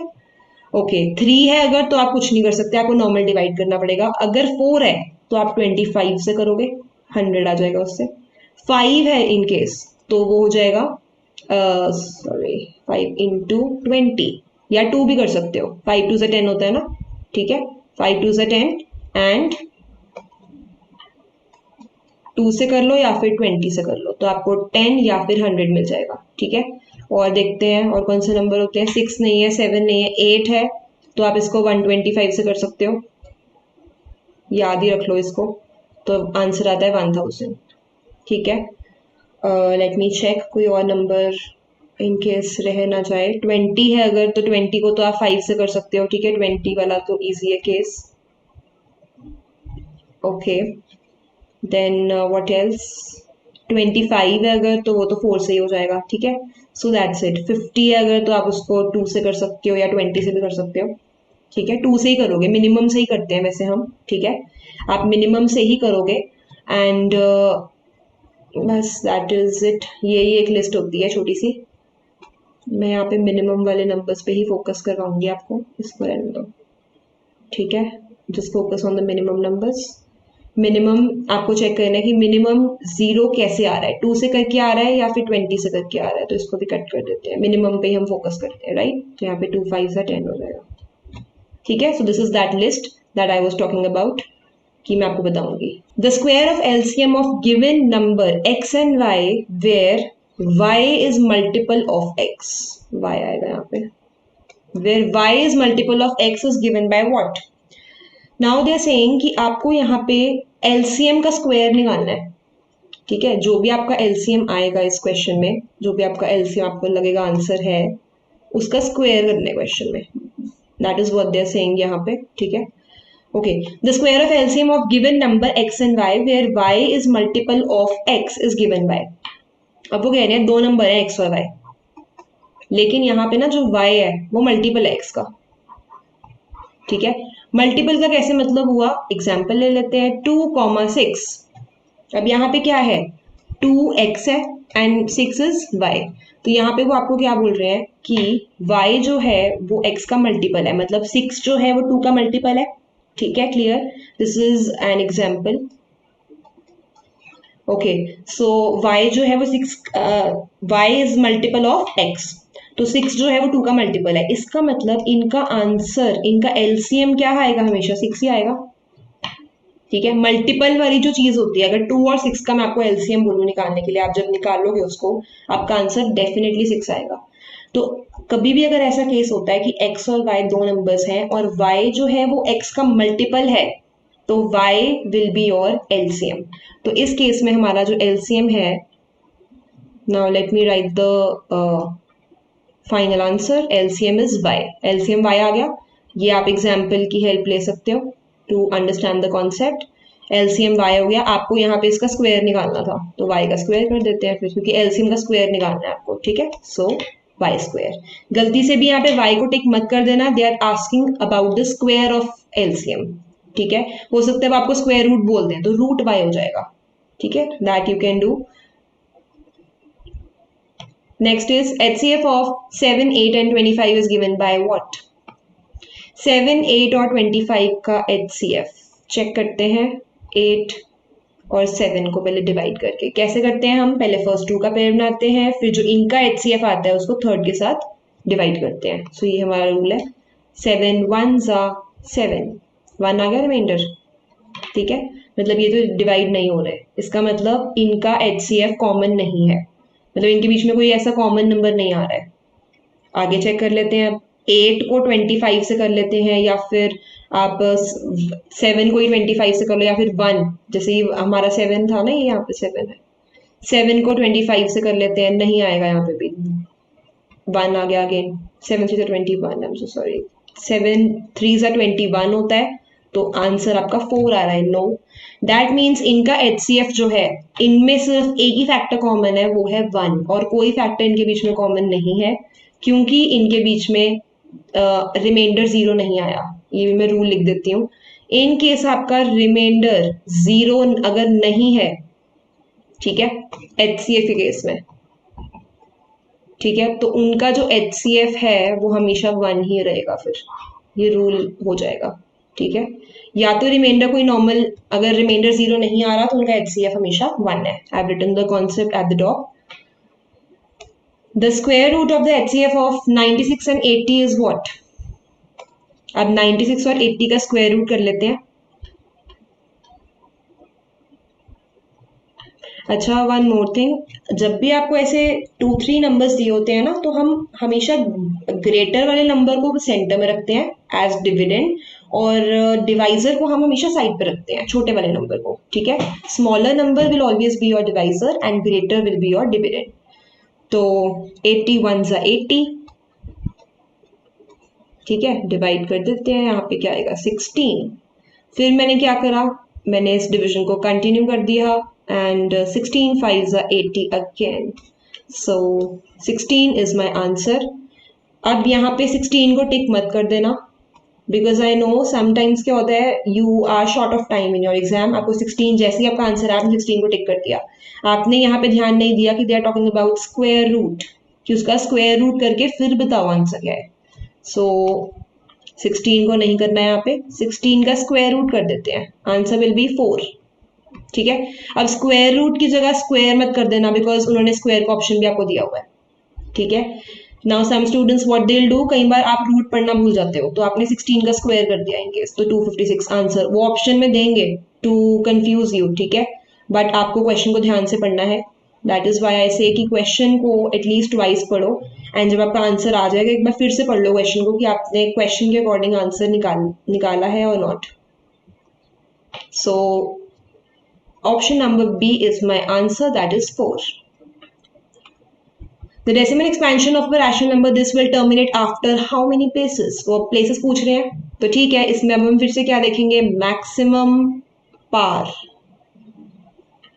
आप देखोगे कि 5 और 2 में मैक्सिमम पार किसके पास है, 5 के पास सिर्फ 1 है और 2 के पास 2 है, मैक्सिमम 2 है, इसका मतलब 2 डेसिमल प्लेस के बाद ये टर्मिनेट करेगा, right? It will terminate after 2 decimal places, क्योंकि मैक्सिमम पार 2 के पास थी। अच्छा, टर्मिनेट होगा या नहीं होगा वो भी आपको कैसे पता चलेगा, थ्रू योर डिनोमिनेटर, डिनोमिनेटर में जो फैक्टर्स है उसके थ्रू पता चलेगा। The exponent of 3 in the prime factorization of 729, exponent of 3 का मतलब वो पूछ रहे हैं कि पार बताओ 3 की कितनी है। Fine, so let's do the prime factorization of 729। अब 729 किसका क्यूब होता है, 9 का क्यूब होता है, तो आप इसको डायरेक्ट भी कर सकते हो। ठीक है, क्योंकि 9 क्या होता है, 3 इंटू 3, इसका मतलब हमने टोटल बहुत सारे 3, कितने 3 को मिलाया हमने, ये देखो, if I tell you the shortcut for this, 9 into 9 into 9, अगर आपको क्यूब्स आते हैं तो आपको पता चल जाएगा कि 729 जो है वो 9 का क्यूब होता है। 9 को मैं कैसे लिख सकती हूँ, 3 इंटू 3, इस 9 को भी कैसे लिख सकती हूँ, 3 इंटू 3, देन इस 9 को भी 3 इंटू 3, तो आंसर वैसे ही आपको पता चल गया कि answer will be 6। Even then एक बार प्राइम फैक्टराइजेशन भी कर लेते हैं, 3 2 ज़ा 6, 243 आएगा यहाँ पे, देन 3 8 ज़ा 24, 1 3 के टेबल में 27 ज़ा, 3 9 ज़ा, 3 3 ज़ा और 3 1 ज़ा। So I told you both the methods, you can apply any of them, कोई भी आप देख सकते हो method, depending on the time you have. ठीक है, ऐसे भी आप कर सकते हो अगर आपको क्यूब याद है तो, otherwise you can go for prime factorization, ये तो ऑब्वियसली एक कॉमन मेथड है that you already know how to use. The number this is an what, आपको ये बताना है कि ये नंबर क्या है, इसका आंसर ही निकाल सकते हैं, डायरेक्ट आंसर ही निकाल लो। ठीक है, 7 3 5 और 7, तो इनको मल्टीप्लाई करके क्या आएगा, ठीक है, 105 प्लस 7, तो क्या आ गया ये 112, डायरेक्ट भी आप इसको कर सकते हो, राइट? अच्छा, एक और चीज से भी आप कर सकते हो, देखो ऑड नंबर्स है ना, ऑड नंबर्स का जब हम प्रोडक्ट करते हैं, यहाँ से एक और कॉन्सेप्ट भी बता देती हूँ। अब क्या होता है कि कई बार क्वेश्चन इजी नंबर्स वाला इनकेस आपको आ जाए ऐसे, तो आप इसका डायरेक्ट कर सकते हो। In case question direct easy numbers वाला ना आए, तो आपको क्या याद रखना है कि product of odd numbers, odd numbers का जो प्रोडक्ट होता है ना वो हमेशा ऑड ही होता है। ठीक है, ऑड नंबर्स का प्रोडक्ट ऑड ही होता है, और अगर आप ऑड में ऑड ऐड कर दोगे तो आंसर इवन आता है। You can take an example also, odd में ऑड ऐड करके देख लो, 5 में 5 ऐड कर लो, 9 में 9 ऐड कर लो, you will always get an even number. ठीक है, so odd plus odd is always even. तो यहाँ से मुझे वैसे भी पता चल गया कि 3 ऑड नंबर्स थे यहाँ पे, तीनों ऑड नंबर्स को प्रोडक्ट करके, इन सब का प्रोडक्ट करके आएगा ऑड, और ऑड में 7 ऑड मैंने ऐड कर दिया, तो मेरे पास आंसर इवन बनेगा। डायरेक्ट आप यहाँ पे इवन नंबर क्या होते हैं, इवन नंबर्स हमारे हमेशा कॉम्पोजिट नंबर्स होते हैं, this also you should know. Even number मतलब जो टेबल में आ रहे हैं 2 के, एंड कॉम्पोजिट का क्या मतलब होता है, जो किसी के टेबल में आते हैं। Except their own table, and 1 वो किसी और के टेबल में भी आते हैं। So I told you both the ways. अगर क्वेश्चन इजी है तो डायरेक्ट वैल्यू निकाल लो और सिंपल देख के बता दो। अगर क्वेश्चन एबीसी की फॉर्म में है या नंबर्स टफ है, कैलकुलेटिव है क्वेश्चन, तो आप डायरेक्ट भी कर सकते हो using the concept. Okay, LCM of x square minus 4 and x power 4 minus 16 is what. अब इस टाइप में भी देखो, पूछा उन्होंने एलसीएम ही है but the way of asking is different. तो यहाँ पे एक्स स्क्वायर माइनस 4 ये एक नंबर है और ये दूसरा नंबर है। अब अगर मैं इसके नॉर्मली फैक्टर्स कर दूं, मैं पहले यहाँ पे identity, again I will write the identity so that आप लोगों को आइडेंटिटी अच्छे से मेमोराइज हो जाए। A square minus B square is equal to A plus B A minus B. तो मैंने यहाँ पे क्या करा, ये क्या बन रहा था मेरा, एक्स का होल स्क्वायर माइनस 2 का होल स्क्वायर। तो इसको मैं कैसे लिख सकती हूँ, एक्स प्लस 2 और एक्स माइनस 2। ठीक है, लिख दिया ये, fine. Now coming to this, अब मैंने इसको कैसे लिख दिया, एक्स स्क्वायर का स्क्वायर। एक्स पावर 4 को ध्यान रखो, आपको ऐसे लिखना पड़ता है कि एक्स स्क्वायर का स्क्वायर, तब जाके वो एक्स की पावर 4 बनेगा, राइट। और यहाँ पे क्या आएगा, 4 का स्क्वायर, क्योंकि 16 किसका स्क्वायर होता है, 4 का। तो यहाँ पे क्या लिखूंगी मैं, एक्स स्क्वायर प्लस 4 और एक्स स्क्वायर माइनस 4। ठीक है, अब यहाँ पे अगर फैक्टराइज तो हमने कर दिया, लेकिन अगर मैं इसको फिर से वही फॉर्म में लिख दूं, क्वेश्चन वाली फॉर्म में, तो मेरे पास मुझे किस किस का निकालना है, इसका, इसका और इसका, इन तीनों का एलसीएम निकालना है आपको। और एलसीएम में क्या होता है, एलसीएम में हम सेम नंबर को सिर्फ वंस लेते हैं। जैसे कि नीचे मैं कोई और एग्जाम्पल देती हूँ छोटा सा, 2, 2 और 6 का अगर आपको एलसीएम निकालना है, ठीक है, तो आप 2, 2, 6 नहीं लिख सकते, आप 2 और 6 भी लिख सकते हो। आपको रिपीट नहीं करने होते नंबर्स, तो फिर रेपिटेशन अगर नहीं होती तो 1 टाइम आएगा, x square minus 4 1 time, x square plus 4 1 time. ये रिपीट हो रहा था, एक्स स्क्वायर माइनस 4 दोनों में था, तो आप उसको नहीं लोगे, सिर्फ 1 टाइम आपने मैक्सिमम पार्स लेनी है, वो भी 1 टाइम। ठीक है, तो my answer will be, as you can already see, कि आंसर हमारा बनेगा एक्स स्क्वायर माइनस 4 और एक्स स्क्वायर प्लस 4। चेक कर लो कौन से ऑप्शन में ये आंसर गिवन है। ठीक है, इस कॉन्सेप्ट को अगर मैं थोड़ा सा और डिटेल करूं तो यहाँ पे इन केस अगर आपको समझ नहीं आया तो फिर सुनो, जैसे कि ए है कोई नंबर, उसका ना 5 स्क्वायर इंटू 2 गिवन है सपोज, ठीक है, और बी है अगर कोई नंबर, तो उसमें क्या है, उसमें भी क्या है, 5 स्क्वायर 5 क्यूब इंटू 2 है सपोज। ठीक है, तो यहाँ पे क्या होता है, मैं सिर्फ एक ही 2 को लूंगी, 2 बार है ना 2 यहाँ पे, ठीक है, 2 इज ऑल्सो रिपीटिंग है, 2 यहाँ पे भी है 2 यहाँ पे भी है, तो मैं 2 को 2 बार नहीं लूंगी, मैं 2 को सिर्फ एक बार लूंगी और 5 की मैक्सिमम पावर को ले लूंगी। तो ये मेरा आंसर हो जाएगा। ठीक है, so because taking the numbers you can understand easily, इसलिए मैंने एक बार नंबर लेके भी आपको बता दिया। तो ये मेरा आंसर बन जाएगा x square plus 4 x square minus 4। सिर्फ आपने एक एक बार लेना होता है जब आप एलसीएम निकाल रहे हो दो नंबर्स का। Convert this in decimal form. Now I already told in the previous question, I gave you the whole table कि आप 8 को किससे मल्टीप्लाई करोगे, ये था ना मेरा क्वेश्चन। अब मैं 8 को किससे करूं, 8 को मैं करूंगी डायरेक्ट 125 से मल्टीप्लाई कर दूंगी, very easy. If you know that table then this type of question is not at all tough for you. इसमें क्या बनेगा, ये 375 बन जाएगा। 3 को मैं अभी सेपरेट रख रही हूँ, आई am just multiplying this, 3 side पे ही रहेगा ऐसे, अपॉन 1000 हो गई। इसका मतलब क्या आएगा, ये 0.375 बन गया, राइट। सो मेरा एग्जैक्ट आंसर क्या आ जाएगा, 3.375। अब यहाँ पे 3 को इग्नोर मत कर देना, क्योंकि 3 भी है यहाँ पे, 3 साइड पे है और 375 यहाँ पे मेरा आंसर है, that is option number C. ठीक है, सो 3/8 इंटू 125 अपॉन 125। 3 को आप साइड पे रखोगे, और what you can do is, एक और भी ऑप्शन बता देती हूँ, 8 3 ज़ा 24, आप इसको वही सॉल्व कर लो पहले। 8 3 ज़ा 24 प्लस 3 27 अपॉन 8 कर लो, और फिर इसको 125 से कर दो। ठीक है, one and the same thing. या तो आप 3 को साइड पे रखो और एंड में इंसर्ट कर दो 3 को। ठीक है, इसमें कैलकुलेशन फास्ट हो जाती है। फिर इन केस अगर आपने इस मेथड से करा तो आपको 27 और 125 को मल्टीप्लाई करना पड़ेगा, विच विल टेक 1 मिनट, तो इसमें थोड़ा टाइम ज्यादा लगेगा। ठीक है, next is 3.246464646। Now this sequence is telling you something. 4 6 4 6 4 6 की रिपीट हो रहे हैं, ठीक है। और आगे डैश डैश डैश का मतलब है कि ये रेपिटेशन चलती रहेगी आगे तक, 4 6 4 6 4 6 की नेवर एंडिंग है। तो डेफिनेटली नॉन टर्मिनेटिंग तो ये पक्का है, ठीक है। तो टर्मिनेटिंग तो ऑप्शन नहीं हो सकता, रैशनल नंबर भी नहीं हो सकता, क्योंकि रैशनल नंबर की डेफिनेशन क्या होती है, टर्मिनेट, नॉन टर्मिनेटिंग और रिपीटिंग होना चाहिए। अच्छा, नॉन टर्मिनेटिंग एंड रिपीटिंग यहाँ पे है, so this is not the case.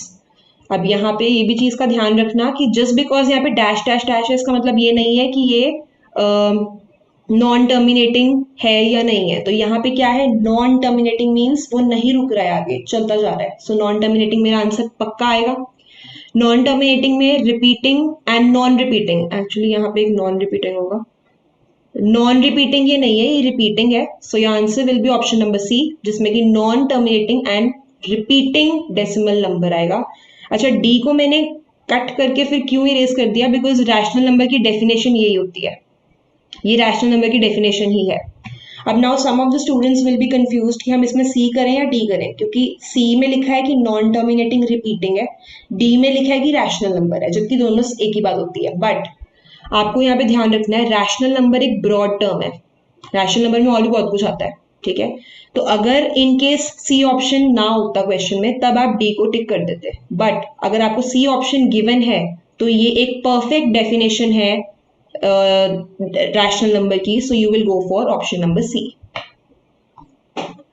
Given that mn is equal to 64 when mn are positive integers और m एक प्राइम नंबर है, now this is a very big hint for you. उन्होंने बोला है कि m ना एक प्राइम नंबर है और अब n की वैल्यू बताओ यूजिंग दिस हिंट। सो अब अगर यहाँ पे हिंट ना गिवन होती तो मुझे कंफ्यूजन हो जाती कि मैं 8 स्क्वायर भी तो ले सकती हूँ, 8 square is equal to 64, but जैसे ही मैंने हिंट देखी तो मुझे पता चल गया कि ये ऑप्शन तो अब कट है, क्योंकि 8 is not a prime number, तो 8 तो यहाँ पे आएगा नहीं। प्राइम नंबर मेरे 2 से स्टार्ट होता, मैं 4 भी ले सकती थी वैसे, 4 cube is 64 as well, but 4 is also not a prime number, तो 4 भी नहीं आएगा।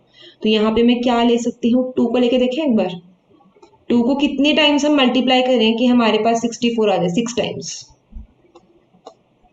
ठीक है। 2 को मैंने 6 टाइम्स मल्टीप्लाई करा एंड ये मेरी कंडीशन को भी फुलफिल करता है, बिकॉज m मतलब 2, m जो है जैसे m पार n है, तो इसमें m की वैल्यू 2 आएगी और n की वैल्यू आएगी 6, ये 6 तो n की 6 हो जाएगी। तो m एक प्राइम नंबर भी है, तो कंडीशन यहाँ फुलफिल हो रही है, दैट मीन्स ये केस ठीक है कि m की वैल्यू 2 है और n की वैल्यू 6 है। अब वो कह रहे हैं कि n की वैल्यू बताओ। ओके, सो n की value, wait there is a little mistake यहाँ पे एक्चुअली n नहीं पूछा है, यहाँ पे उन्होंने पूछा है n की पावर में बताओ m n, ये बताओ, ठीक है। n पावर mn पूछा है, n पावर mn, ये टोटल चीज पूछी गई है। अब वो कह रहे हैं इसकी वैल्यू समझाओ, ठीक है। तो आपने m की वैल्यू निकाल ली, आपने n की वैल्यू निकाल ली, ठीक है। अब मैं इसके अंदर पुट कर देती हूँ, n क्या है, जैसे n m n की वैल्यू मुझे निकालनी है, n मेरे लिए 6 है, मैंने अभी निकाला, ऊपर कैलकुलेट करा है, मैं इसी को ही पुट कर रही हूँ। m मेरे लिए 2 है, ठीक है। अच्छा, m इंटू n कितना होता है, मतलब कि 2 इंटू 6, तो 6 की पावर हो जाएगा 12, that is option number B is my answer.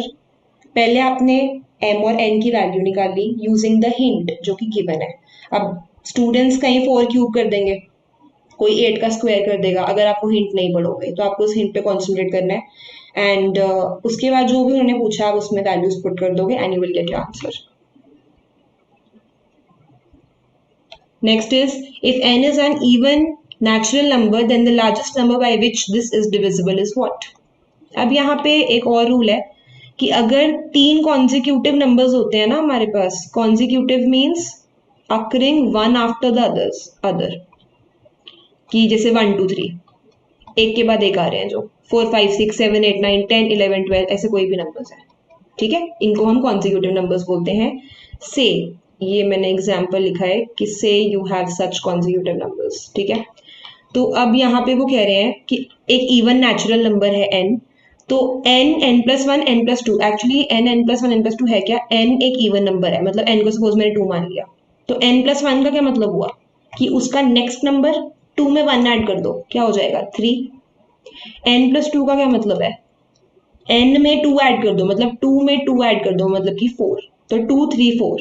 तो यहाँ से आपको n+1 n+2 का ये at least case you should know कि ये n+1 n+2 का मतलब होता है कि ये सारे कॉन्जिक्यूटिव नंबर्स की बात कर रहे हैं। वो उन्होंने मेंशन नहीं करा क्वेश्चन में कॉन्जिक्यूटिव वर्ड, मेक श्योर ये इंपॉर्टेंट चीज है। उन्होंने नहीं बोला कि कॉन्जिक्यूटिव नंबर्स हैं ये, उन्होंने सिर्फ n+1 n+2 की फॉर्म लिख दी है and you need to check it yourself कि ये कॉन्जिक्यूटिव नंबर वाला केस बता रहे हैं। और कॉन्जिक्यूटिव नंबर के केस में एक रूल होता है कि ये जो सारे नंबर्स होते हैं ना ये हमेशा 6 से डिविजिबल होते हैं, ठीक है। 6 से भी डिविजिबल होते हैं और 6 के टेबल में आने वाले सारे मल्टीपल से भी डिविजिबल होते हैं, लाइक 12 18 24 30 सबसे डिविजिबल होंगे। तो लार्जेस्ट पूछा गया है इसमें 6 आ सकता था, आधे स्टूडेंट्स इसको 6 कर देंगे अब टिक, बिकॉज उनने सिर्फ ये चीज लर्न करी हुई है कि कॉन्जिक्यूटिव नंबर जो है वो 6 से डिविजिबल होते हैं। बट अगर आप ये हिंट नहीं पढ़ोगे, यहाँ पे उन्होंने आपको एक और हिंट गिवन है, यहाँ पे उन्होंने कहा लार्जेस्ट बताना है, सिंपल नंबर नहीं बताना, लार्जेस्ट बताओ। लार्जेस्ट मतलब 12 आएगा, 16 नहीं आ सकता क्योंकि 6 के टेबल में 16 आता ही नहीं है, 9 भी नहीं आ सकता, 12 is the largest number. In case यहाँ पे ऑप्शन में 30 होता तो 30 हो जाता आंसर, ठीक है। बट 6 नहीं आएगा बिकॉज वो नॉर्मल केस नहीं पूछ रहे हैं, वो लार्जेस्ट पूछ रहे हैं। Okay, so now we have a question related to the laws of exponents. 9/7 whole square into this is equal to this। तो आपको यहाँ पे unknown value that is x की वैल्यू निकालनी है। यहाँ पे एक value you can see x जो है वो अननोन है, तो इस अननोन वैल्यू ऑफ x की हम निकालेंगे यहाँ पे। Beginning with this question, 9/7 whole square into 49/81 3 - 2x is equal to this। तो मैंने यहाँ पे क्या करा, सबसे पहले 9/7 का होल स्क्वायर मुझे गिवन था क्वेश्चन में, ठीक है। देन इंटू क्या है, इंटू मैंने क्या करा, मैंने 7 का स्क्वायर कर दिया यहाँ पे, ठीक है। 49 को मैं कैसे लिख सकती हूँ, 7 का स्क्वायर। 81 को भी मैं कैसे लिख सकती हूँ, 9 का स्क्वायर, ठीक है। और इस होल को मैं कैसे लिख सकती हूँ, आगे जो बाहर उन्होंने आपको दिया हुआ है 3 - 2x is equal to what, 9/7 की पावर 8 जो क्वेश्चन में हमें गिवन था। इतना क्लियर है। इस अभी फर्स्ट स्टेप में आई हैव डन नथिंग, मैंने सिर्फ क्या करा है, 49 को मैंने 7 का स्क्वायर लिख दिया, 81 को मैंने 9 का स्क्वायर लिख दिया। अच्छा, एक और चीज, पता कैसे चलेगा आपको कि आपने यहाँ पे कौन से नंबर का स्क्वायर या क्यूब करना है। आपको यहाँ पे बाकी नंबर्स को ध्यान से देखना है। यहाँ पे 9 है 7 है 9 है 7 है, इसका मतलब डेफिनेटली ये जो 49 और 81 है पक्का ये भी 9 और 7 के केस में ही आएंगे, मतलब इनमें भी आप 9 और 7 को ही यूज करोगे, ठीक है। अंडरस्टूड। तो ये एक मैंने चीज इसलिए बताई है कि आपको आगे से ये हिट एंड ट्रायल ना करना पड़े कि आप यहाँ पे क्या वैल्यू यूज करोगे, ना आप बाकी की सिमिलर वैल्यूज को देख के you can get an idea कि यहाँ पे क्या आएगा, ठीक है। अच्छा, एक और चीज, अगर हम कभी भी किसी भी फ्रैक्शन को ऐसे a/b की पावर m है, ठीक है, अगर मैं इसको रेसिप्रोकल कर देती हूँ b/a तो वो क्या बन जाता है, -m। I am telling this rule क्योंकि अब ये रूल मैं क्वेश्चन में यूज करूंगी। ओके, सो 9/7 होल स्क्वायर इनटू, अब मैंने यहाँ पे क्या करा, इसको 9/7 बना दिया, उल्टा कर दिया, रेसिप्रोकल। तो यहाँ पे क्या आ जाएगा, -2। पहले 2 था ना, जैसे सिमिलरली मैंने आपको यहाँ पे बताया, देखो यहाँ पे m था तो वो -m बन गया। सिमिलरली यहाँ पे 2 था तो क्या बन गया, वो -2। और उसके ब्रैकेट के साइड पे और क्या है, यहाँ पे 3 - 2x और इज इक्वल टू में है 9/7 की पावर में 8। नाउ इसमें मेरा मेन कंसर्न सिर्फ यहीं तक था कि मुझे सारे बेसिस को सेम बनाना है। 9/7 9/7 9/7 बन गए बेसिस सेम। जैसे ही आपके बेसिस सेम हुए इनकी पावर्स इक्वल हो जाएंगी। पावर्स मतलब 2, ठीक है, प्लस प्लस क्यों कर रही हूँ मैं यहाँ पे, क्योंकि व्हेन बेसिस आर सेम, इस केस में जब बेसिस सेम होते हैं तो पावर्स ऐड होती हैं, तो मैं ऐड कर रही हूँ यहाँ पे। -2 × 3 इज -6, -2 × -2x इज +4x, ठीक है। और यहाँ पे इज इक्वल टू 8 भी आएगा। इतना क्लियर है, ओके फाइन। तो यहाँ पे ये देखो, ये मेरा अभी तक सोल्यूशन आया है मैंने क्या करा, सबसे पहले आपने बाकी नंबर्स के इसको सिमिलर करने के लिए आपने 49 और 81 को उनकी टर्म्स में लिख दिया, 9 और 7 की टर्म्स में। फिर जैसे ही आपने बेसिस सेम करे देन पावर्स को आप इक्वेट कर दोगे। तो यहाँ पे क्या आएगा, 2 plus plus minus is minus, तो यहाँ पे हम डायरेक्ट माइनस लिख देते हैं because we are done with the main step. अब तो हमारा बस ये रह गया कि हमें इसकी वैल्यू निकालनी है। 2 minus 6 plus 4x is equal to 8। 2 minus 6 कितना होता है, -4 plus 4x is equal to 8। x की वैल्यू आएगी यहाँ 3। कैसे आई 3, -4 को आप वहां ले जाओ तो 8 प्लस 4 हो गया 12 एंड डिवाइड बाय 4, तो x is 3। So my answer is option number B, that is 3। ये मेरा करेक्ट ऑप्शन है। Clear? So in this question what we did, हमने सिर्फ लॉज ऑफ एक्सपोनेंट्स यूज करे हैं। That is why I told in the beginning कि ये laws of exponents वाला क्वेश्चन है। यहाँ पे आपको बेसिस सेम करने हैं और पावर्स को इक्वेट करना है। Find the value of this and classify the answer. अब इसमें आपको पहले तो वैल्यू फाइंड आउट करनी है और ऊपर से बताना है साथ में कि ये इरेशनल है, रैशनल है, कौन सा नंबर है। ठीक है, find the value of √5 minus √3 minus √2। तो आपने इसमें जब आप वैल्यू निकालोगे तो √5, √3 और √2, as I told you earlier also, इनको आप x लेके चल लो अपने माइंड में। √5 √3 तीनों अलग अलग है, इसका मतलब ये √x हो गया माइंड में, जिसमें अपने सिंप्लीफाई करने के लिए √y और √z ले लिया मैंने इसको। ठीक है, जस्ट फॉर अंडरस्टैंडिंग। अब मुझे एक बात बताओ, क्या मैं इनको सॉल्व कर सकती हूँ? No, because they are unlike. Unlike मतलब जो सेम नहीं होते, ये अनलाइक है, अनलाइक टर्म्स हैं, सेम नहीं है, आप इनको सॉल्व कर ही नहीं सकते। दैट मीन्स ये आंसर तो कुछ आएगा नहीं। अब स्टूडेंट्स क्या सोचेंगे कि √3 माइनस √2 हो जाएगा √5। नो, ये ऑप्शन नहीं हो सकता। √2 माइनस √2, माइनस √2 माइनस √2, ये भी नहीं हो सकता क्योंकि हम इनको सॉल्व कर ही नहीं सकते। ये तीनों डिफरेंट डिफरेंट वैल्यूज हैं, you can not solve them. इनको x y z लेके चल लो अपने माइंड में, x y z को मैं माइनस प्लस नहीं कर सकती। सो या तो मेरा ऑप्शन ए है या फिर सी। ओके, अब रूट में है 5। अच्छा, एक और चीज, 5, 3 और 2 तीनों प्राइम नंबर्स हैं, तो root of a prime number is always irrational. ये ठीक है, इरेशनल है ये, यहाँ पे ये रैशनल होगा ऑप्शन। ठीक है, one option is rational, one is irrational, this is understood. एक वो रैशनल देंगे, एक इरेशनल, आपको देखना है कि उसमें से कौन सा ऑप्शन करेक्ट है। The LCM of two numbers is 48 and the numbers are in the ratio 2:3। आपने बताना है कि इनका सम क्या है। Find the sum of numbers, दोनों नंबर्स का सम। अच्छा, नाउ फॉर दिस क्वेश्चन आपको एक चीज पता होनी चाहिए कि दो नंबर्स का हम एलसीएम कैसे निकालते हैं, जब हम दोनों नंबर्स को मल्टीप्लाई करके ट्राई करते हैं। ठीक है, अब इनकी यहाँ पे आपको रेशियो गिवन थी, तो मैंने क्या कर दिया, 2 × 3 कर दिया 6। और मुझे यहाँ पे गिवन भी नहीं है कि ये नंबर्स की एक्चुअली ये जो 6 आई है ये सिर्फ रेशियो को मल्टीप्लाई करके आया है। एग्जैक्ट नंबर कब आएगा, जब मैं उसको x से मल्टीप्लाई करूंगी। ठीक है, तो 6x मेरी एक टर्म हो गई इनके एलसीएम की, तो 6x इज इक्वल टू 48 यहाँ पे बनेगा। ठीक है, I repeat this concept once. यहाँ पे क्या है, आपको ना यहाँ पे रेशियो गिवन थी 2:3, तो मैंने सबसे पहले 2 × 3 कर दिया। क्यों 2 × 3 करा, क्योंकि ये हम एलसीएम में बेसिकली क्या करते हैं, मल्टीप्लाई कर देते हैं वैल्यूज को मोस्टली। ठीक है, in case of prime numbers और in case of any numbers हम मल्टीप्लाई करके, इनफैक्ट रेशियो वाले क्वेश्चन में आप हमेशा मल्टीप्लाई करके एलसीएम निकालोगे। 6 हो गया, लेकिन ये 6 जो है ये सिर्फ रेशियो को मल्टीप्लाई करके आया है, तो you will multiply it with x और एलसीएम आ जाएगा 48, क्योंकि 6x भी क्या है, ये भी एलसीएम है एक्चुअल में, और 48 भी क्या है, ये भी एलसीएम ही है, क्वेश्चन में गिवन है आपको। ठीक है, तो मैंने यहाँ से x की वैल्यू निकाल दी, 48/6, 48/6 करके मेरा आंसर आ जाएगा 8। तो मतलब x की वैल्यू है 8, but 8 is not your answer. उन्होंने कहा है नंबर्स का सम बताओ। अब नंबर कैसे आएंगे, नंबर मेरे पास दो है यहाँ पे, 2x और 3x। ठीक है, 2x और 3x दो नंबर्स है, तो 2 × 8 कर दो 16 और 3 × 8 कर दो 24, इन दोनों को ऐड भी कर दो। अच्छा, ये मैं एक बार लिख के दिखा देती हूँ कि 2x मतलब 2 × 8, 3x मतलब 3 × 8, इनको ऐड करोगे answer is 40। Now a question might be arising in your mind कि 2x और 3x कहाँ से आया। तो 2x और 3x क्या है, ये रेशियो के केस में आपने एक चीज पढ़ी है कि जब भी आपको ऐसे 2:3 या कुछ भी 3:2 कुछ भी गिवन है तो हम लेट कर लेते हैं नंबर्स को 2x और 3x, ठीक है।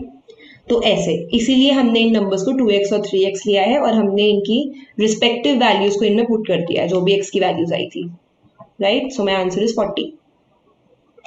If the HCF of two numbers a and b is 1 then find their LCM। अब इस टाइप का question also we have done already, बस लिखने का वे डिफरेंट है। देखो, दो नंबर्स का HCF 1 कब होता है? व्हेन द नंबर्स आर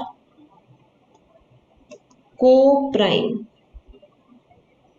को प्राइम नंबर कौन से होते हैं? जैसे 2 और 3, जैसे मैंने पहले भी एग्जांपल लिया था अभी 8 एंड 9, ठीक है, 10 एंड 11। तो ये मेरे कुछ एग्जांपल ले लिए मैंने, ये 1 2 एंड 3। इन तीनों एग्जाम्पल्स में HCF हमारा 1 आ रहा है, ठीक है। तो इनका LCM कैसे आएगा? अगर मैं आपको कहूँ कि चलो 2 एंड 3 वाला आपको कोई फ्रैक्शन ऐसे गिवन है, आप इसका LCM निकालो। नहीं वेट, सॉरी, 2/3 आएगा यहाँ पे, ठीक है। ये आपको गिवन है 1/2 प्लस 2/3। तो 2 और 3 का LCM में कैसे निकालूंगी? मल्टीप्लाई करके। 8 और 9 का भी कैसे निकालूंगी? मल्टीप्लाई करके। सो यहाँ पे क्या है कि जब भी कोई भी दो प्राइम नंबर्स या को प्राइम नंबर्स आपको गिवन होते हैं तो आप उनका LCM निकालते हो उनका प्रोडक्ट करके। LCM of prime, this is also a rule kind of, आपको पहले से पता है ये रूल। वैसे प्राइम नंबर्स का रूल क्या होता है? आपने क्या करना है, दोनों को मल्टीप्लाई कर देना है, दोनों नंबर्स को, ठीक है। एग्जाम्पल के लिए 3 इंटू प्राइम नंबर लेना है ना 5, 3 और 5 इन केस आपको गिवन है तो 15 आएगा इनका LCM। तो मतलब कि अगर मुझे इनका LCM लिखना है तो दोनों का प्रोडक्ट करना पड़ेगा। AB का मतलब यहाँ पे क्या हुआ? AB का मतलब है A इंटू B, कि दोनों नंबर्स को हम प्रोडक्ट कर देंगे and we will get the LCM।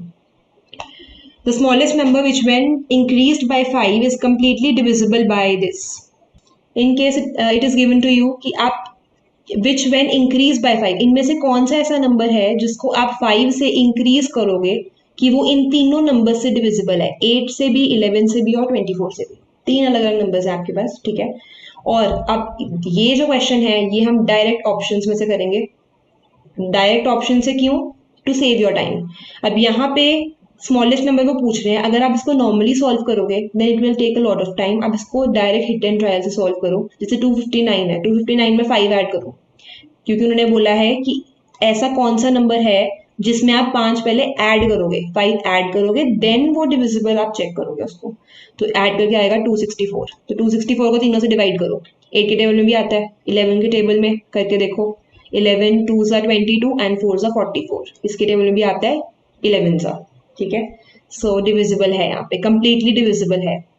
Either you can just tick this question, tick this option कि यही मेरा आंसर है, but still to be 100% sure आप बाकी ऑप्शंस को एक बार रिजेक्ट कर देते हैं हम, राइट। सो यहाँ पे मैंने 5 ऐड कर दिया, 5 ऐड करके 360 आ गया, 355 प्लस 5, 360 8 के टेबल में तो आता है, 24 के टेबल में भी आता है, बट 11 के टेबल में नहीं आता, तो ये ऑप्शन कैंसिल हो गया।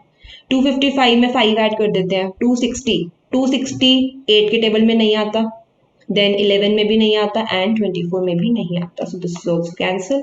नन तो यहाँ पे ऑप्शन है ही नहीं बिकॉज फर्स्ट ऑप्शन हमें ऑलरेडी मिल गया है। So A part is your answer. Next, if A represents the LCM of 9 and 81 and B represents the HCF, then find the okay. So यहाँ पे आपको क्या करना है, इफ A represents, यहाँ पे आपके पास दो नंबर्स हैं, A जो है वो इन दोनों का LCM रिप्रेजेंट कर रहा है, ये 9 और 81 का LCM, ठीक है, जो कि क्या होता है 9 और 81 का LCM इज 81 ओनली। और B जो है वो इन दोनों का HCF है, दोनों का HCF क्या है यहाँ पे HCF है दोनों का 9, क्योंकि 9 एंड 81 है तो 9 और 81 को हम चेक भी कर सकते हैं। सी, इसको डायरेक्ट चेक कर लो, 9 9 81, तो 9 और 81 का HCF आएगा 9, ठीक है। Okay, so now what they are saying is find, wait यहाँ पे कुछ मिसप्रिंट है, सो मैं लिख देती हूँ यहाँ पे, फाइंड आपको करना है, दिस इज योर क्वेश्चन, आपको यहाँ पे A इंटू B को फाइंड आउट करना है, ठीक है।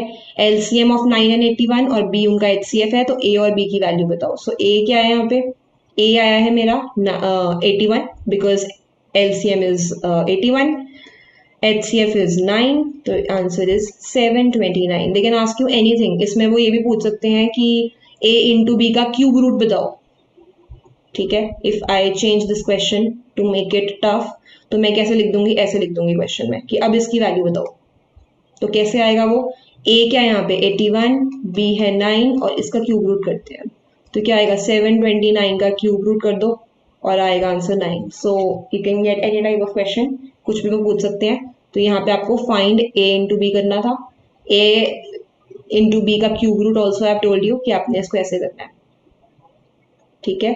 So this was the last question and now we are done with the full chapter number 1 number system, and keep practicing more questions. With the link that is given in the description, you can have much more questions, and all the best. Thank you.